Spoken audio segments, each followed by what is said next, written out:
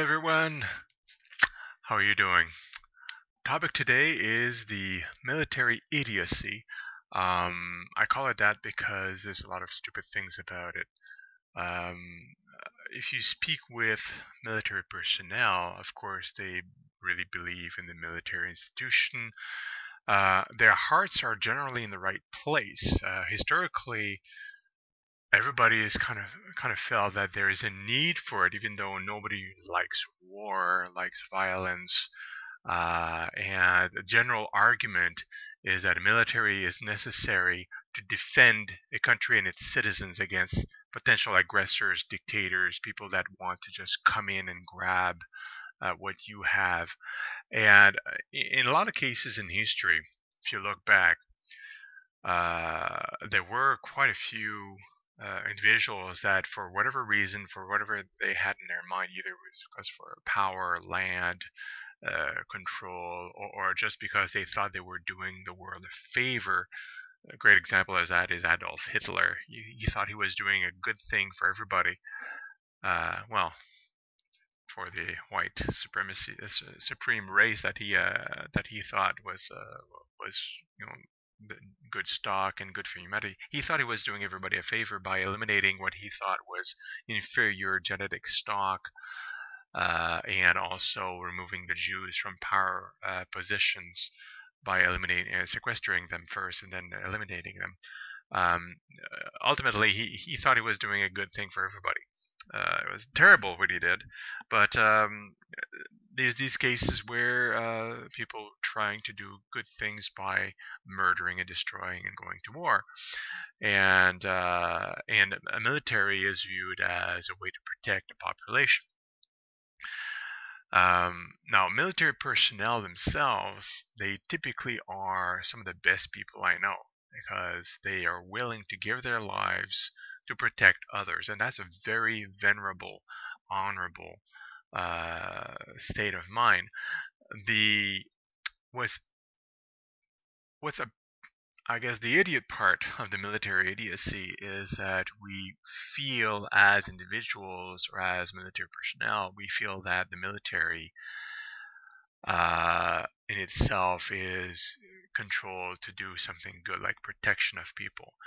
And the issue is that it is not in most cases. It is controlled by politicians, by people wielding some power, that are typically backed by individuals that are power or money hungry.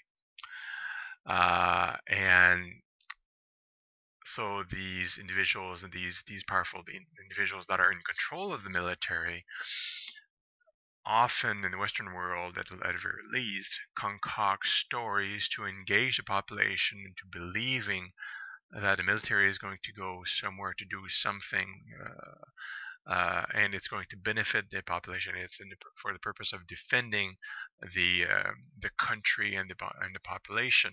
The typical example of all these of this nonsense, essentially, that is fed to the population and the military personnel themselves has been recently in the U.S., going to Iraq, going to Syria, going to Libya, going to Afghanistan. Of course, we're being fed with noble stories of helping people, bringing democracy, stabilizing the region, removing a dictator that's awful to the people, trying to locate and destroy terrorism and all this stuff. I mean, they seem to be very, very noble ideas, and well, for the most part, they are. On the face of it, you're trying to remove individuals that are murderers and problems and people that are causing violence. Um, what if you look into it, and you don't need to look very far. Uh, these militaries are going into a foreign land where they are not asked to go there. They go there on their own as occupiers and invaders, and and things happen on the ground. Individuals are bombed, killed. Whether they are citizens, they're the actual targets, whether they deserve it or not. It's a military body that goes into a foreign land, unwelcomed, to attack a population. for the purpose of protecting the people that are in the country. It's a little bit like a preemptive strike. Let's go there. We're going to remove the problem before it actually can attack us. Another argument about refuting what I just said is the 9/11 attack. Some people are shoot back at me. Well, they did attack us 9/11. So this, and they're not. We caught them. We were going to their source, trying to eliminate them before they do it again. Arguably, 9/11. A lot of people think that that was all set up by the CIA, and there's a bunch of conspiracy theories around that. I believe it is a construction of the government to incite the population into approving actions in the Middle East. And most of the actions in the Middle East are essentially for oil, power, and money, is to control the regions. You go in there into a country, the population are supporting you because they want to avoid another attack, terrorism. And you're going there and you put the right people that are in your pocket in place in a powerful structure.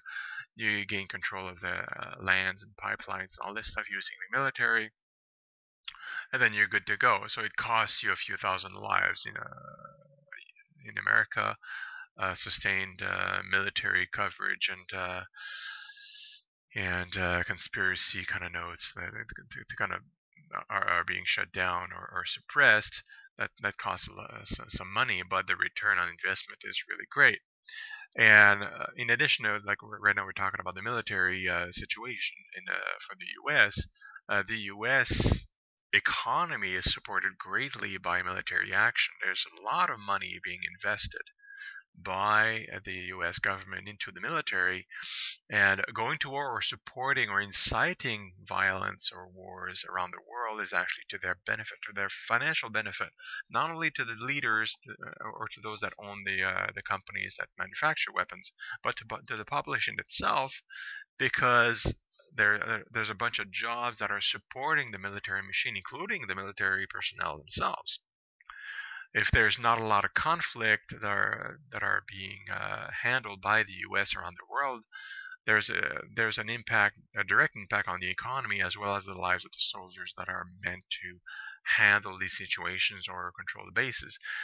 Um, so that's really a self-fulfilling prophecy in a way. Like, violence in the U.S. or to defend the U.S. against further violence, the U.S. are actually engaged in a lot of violence, a lot more violence on foreign soil that we don't really hear or see much about. We just know that they're there, they're active, but there's a lot of stuff that has been. They're killing a lot more people over there that are innocent or perhaps trying to defend themselves in their own country than there was ever any. Than the deaths that were on 9/11, for example. And it's a hypocrisy, because if you go into foreign land with your military uninvited, you are occupying or invading a country. And so essentially, and Canada is the same. I mean, we're following the U.S. in Afghanistan, for example, not everywhere, but in other countries like Britain are fervent supporters of the U.S. in most of their conflicts. Um, we are going in as invaders in order to defend our country. We're not being attacked. I mean, most of these countries can't even attack us, except perhaps a couple of bombs, terrorism, these kind of things. But these are acts of desperation. These are not military actions sanctioned by the government. These are individuals and fanatics that are doing things because they have their back to the wall. They don't have any other means to get back to Canada or the States, get back at us. So they find different ways, sometimes supported by a lot of money.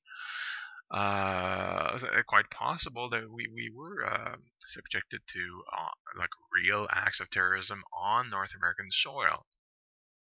And there's also the possibility of 9/11 being genuine act of terrorism too. I mean, to me, that's not really the point. The point is, if you're the aggressor in a bunch of lands, you're going to attract trouble. People are going to try to retaliate. And if they can't through military means because the US is so dominating, they'll use other means to do it. So, telling ourselves that the military is going to defend us uh, is a bunch of bullshit. I mean, sure they will. I mean, I'm not saying they don't. If people are attacking Canada, for example, the Canadian military will certainly try to defend us, of course. What's idiot about it is that this is self-fulfilling prophecy. If we have a military and we're using it, especially on foreign land, we are attracting the very attacks that we're trying to defend against. If you look at stats, so for example, the U.S. military in foreign countries has over 225,000 deployed soldiers on foreign soil. That's about, I believe, about 20% of the total amount of soldiers that the U.S. has. They have about 1 million soldiers or so. Plus reserves. There's a lot of soldiers that are part of the military machine. They have bases and establishments and deployments in over 150 countries in the world. Considering that the world has a little bit over 200 countries, I mean that's a lot. The number of installations varies a lot depending on the sources, but it's somewhere between 500 and 1,000 installations that are owned by the United States alone, and that's only the U.S. So, I mean, if they are trying to spoon feed us the ideology that they're only trying to defend their own population in the U.S., it's full of shit. They are everywhere in the world with their own military, with a military budget of these are 2012 dollars, $682 billion, but I believe that has increased significantly in the past few years. I mean, this amount of money, $682 billion, that's the military budget for the U.S. in 2012. That is superior. That is more money than the budgets of China, Russia, United Kingdom, Japan, France, Saudi Arabia, India, Germany, Italy, and Brazil combined. The US has 19 carriers, military airplane carriers, 19 of them. 10 of them are huge. They're the biggest in the world, the same kind of design. They have almost double the total amount of carriers that for the rest of the world. Like the rest of the world has, let me see here, it have 5, 6, 7, 8, 9, 10, 11, 12 carriers. The rest of the world, all the countries combined, has 12 carriers, and they're really small. I mean, they're old, small operations. So if you look at the military, how they're the U.S. military, how they're spread around everywhere in the world. They are an aggressor country, a military, warlike aggressor country, and looking at their military, and they're scaring the bejeebus out of a lot of countries because they're so strong and they have bases and aircraft carriers everywhere. They can strike everywhere at any moment. They have a bunch of nuclear weapons. It's the only country that's used a nuclear bomb ever. And they're policing the rest of the world, and every time there's a country that could be a problem, they go there either with a military might to suppress the strength of that country, or they have economic suppressors in place. The countries that they're friends with, there's very strong economic ties with them, so they don't do anything with them because it would be a detriment to the economy to put any military pressure but constantly the US is asking a lot of countries, including Canada, to do things under threat. And a lot of times they just follow because it's just beneficial economically and politically for to follow the U.S. into whatever hellhole they want to go, um, because the alternative is undesirable, economically, politically, and there's always this fear. So the U.S. is actually dominating the world through by being a big bully. They're attracting all this violence towards them because they are freaking bullies.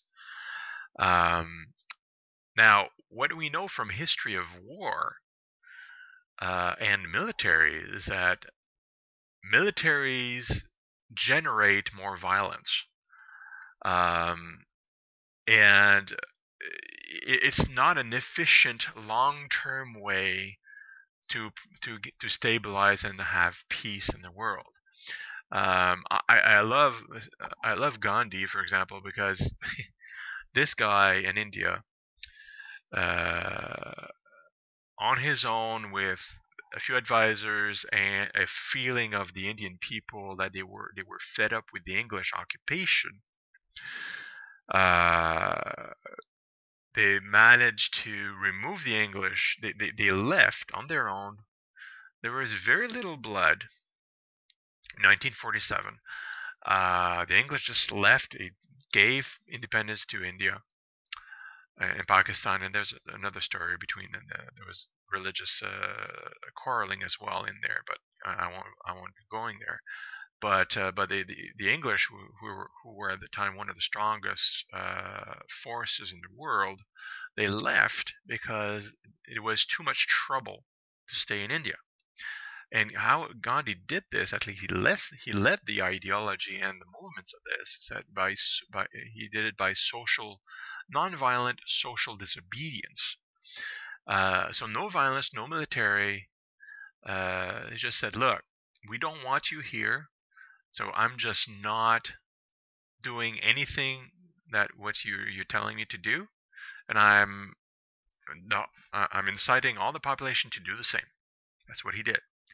One of his famous quotes is, "I object to violence because when it appears to do good, the good is only temporary.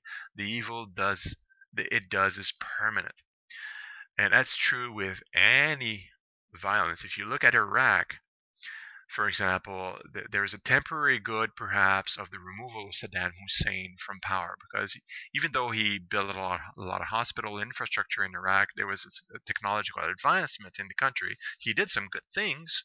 He also killed apparently about 1 million of his own people over this period, and he was, a dictator, so he couldn't be deposed um, unless it would be a military coup, his death or anything like that, which is unfair, to the population, and of course terrible because of all the deaths and things like that.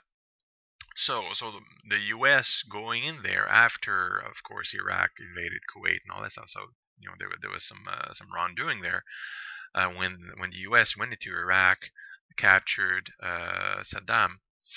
I mean, there was a war. There was a lot of bloodshed. There was a lot of civilians that died, a lot of military that died, and they wanted to establish democracy over there. So, good point was maybe a dictator was removed. I guess that's a temporary good.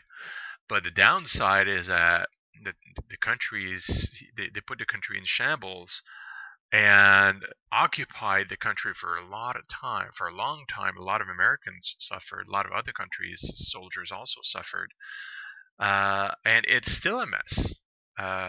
So under Saddam Hussein, of course, some atrocities happened, but it was a relatively stable country. It was predictable. It was stable. It had a lot of riches.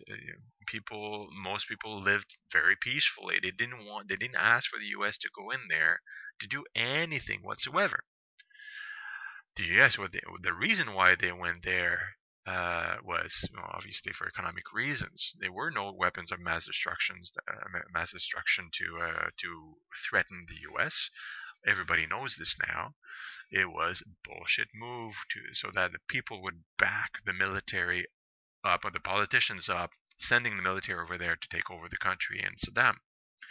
It was just a way to justify the whole thing. And so the military had maybe a short, temporary good thing happening with the removal of a dictator, but it completely demolished the country. And if it would have been left alone, it would have been in a better situation now than it is, with the people directing the country the way it should have evolved naturally, with their own rules and their own way of thinking and their own philosophy.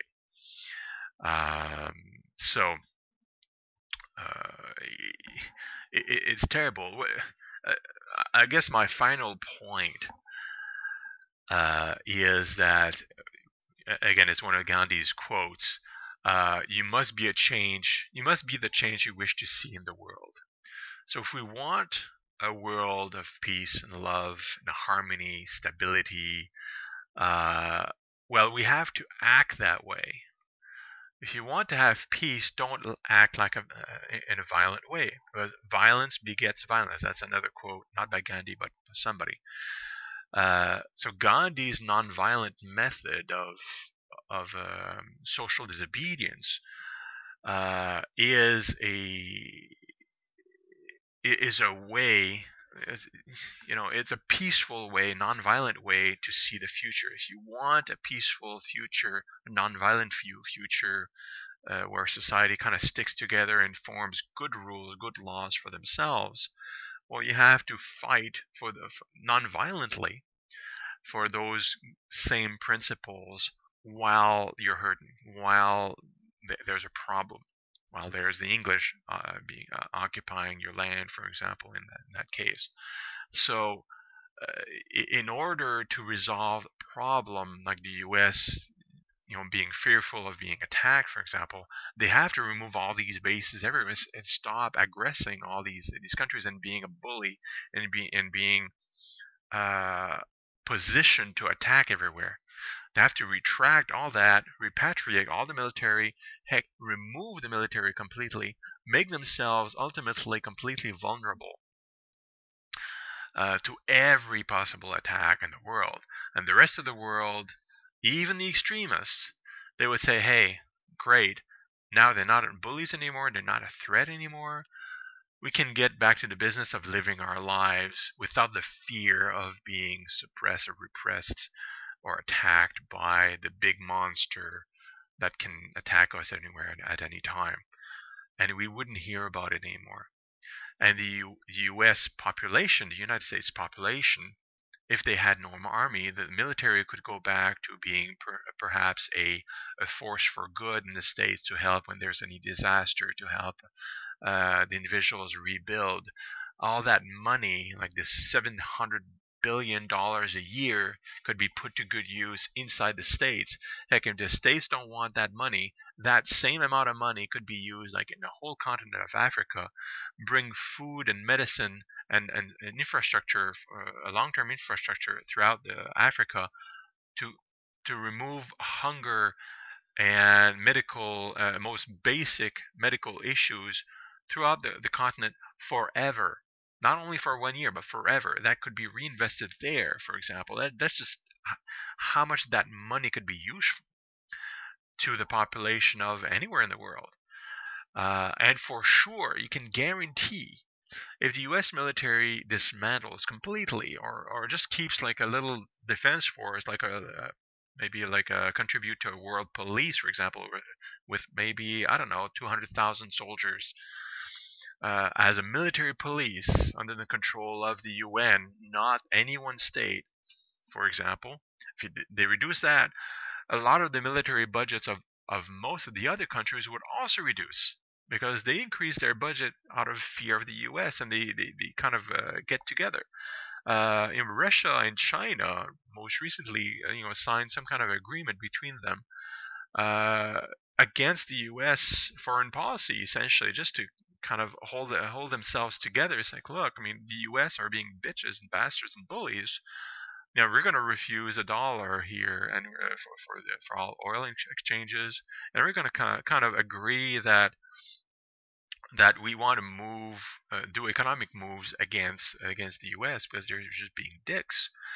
And that reminds me quite a lot like an agreement, like the Axis agreement for the Second World War between Japan, Germany, and Italy.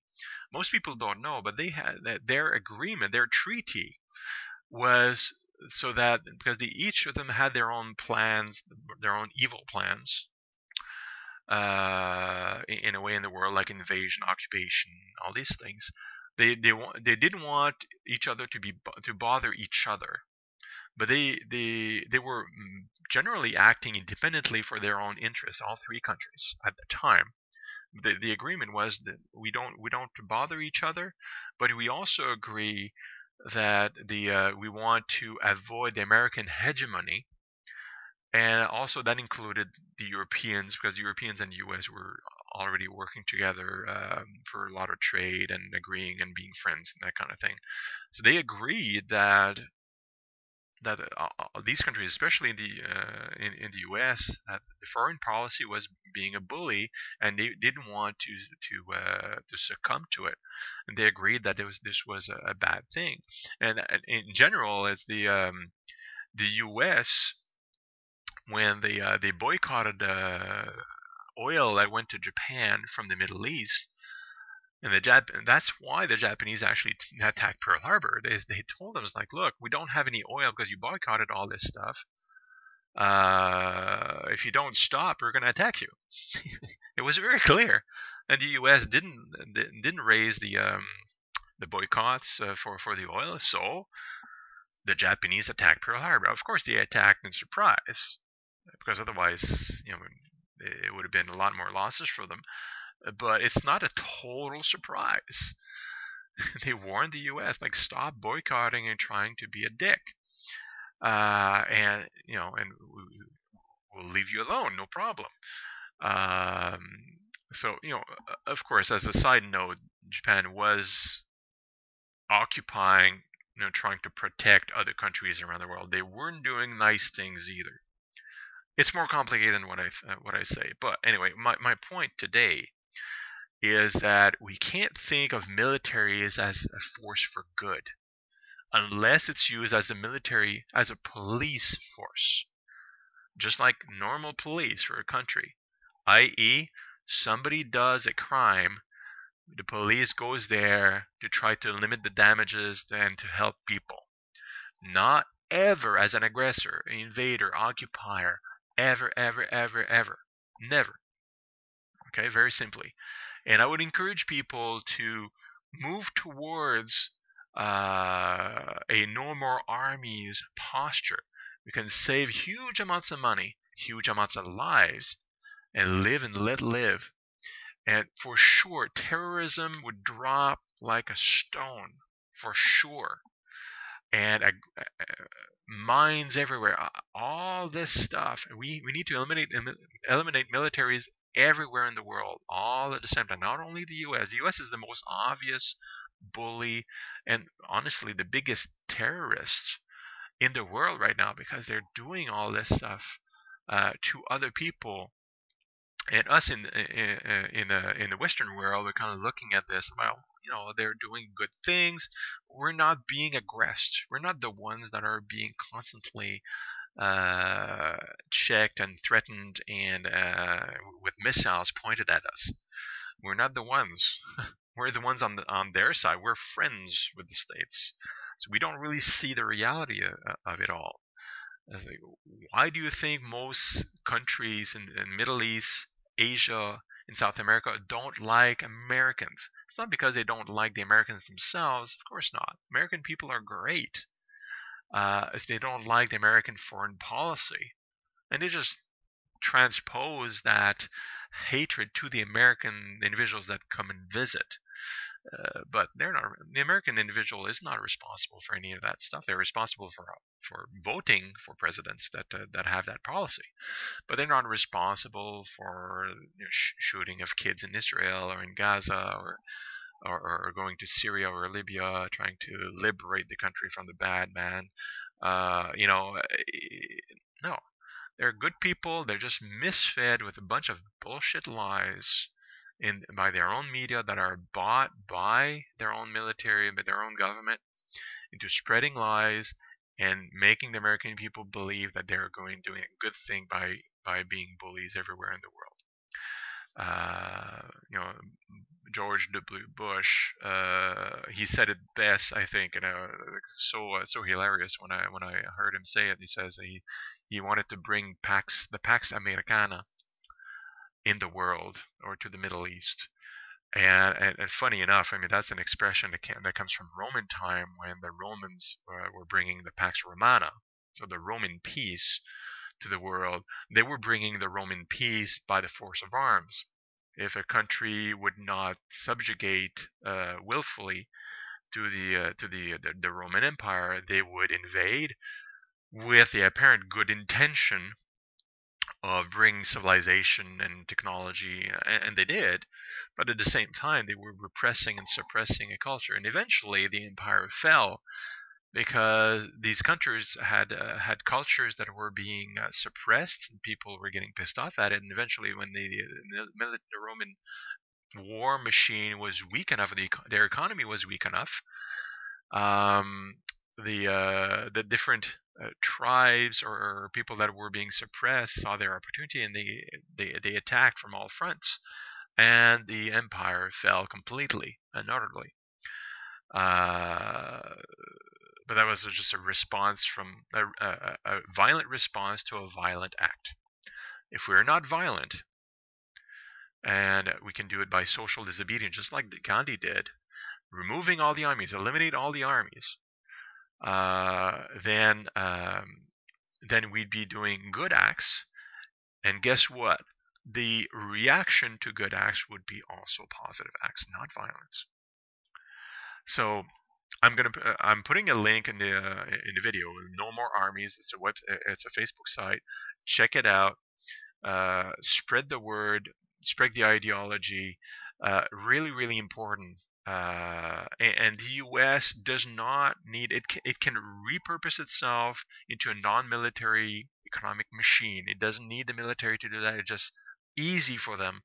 And so the government like purposefully tries to find some kind of war military action on a regular basis to keep the economy running and to keep the oil and whatever else and gain more power and bully some more. But essentially, it's an economic thing.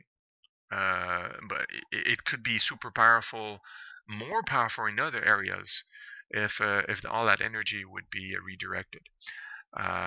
So I strongly encourage everybody to follow suit and to push towards a removal of all armies everywhere in the world, not only the states, everywhere, so we can live in peace, and hopefully we will be able to avoid the impending doom of the whole planet, because military strength is way stronger than people think. The whole planet is at risk all the time right now. And I'd like us to survive and to be happy for a long time, and eventually getting to a state of paradise where on Earth, and that is doable with technology right now if we don't blow each other up. So let's work towards that, guys. I wish you good health, a good time. Farewell. Next time.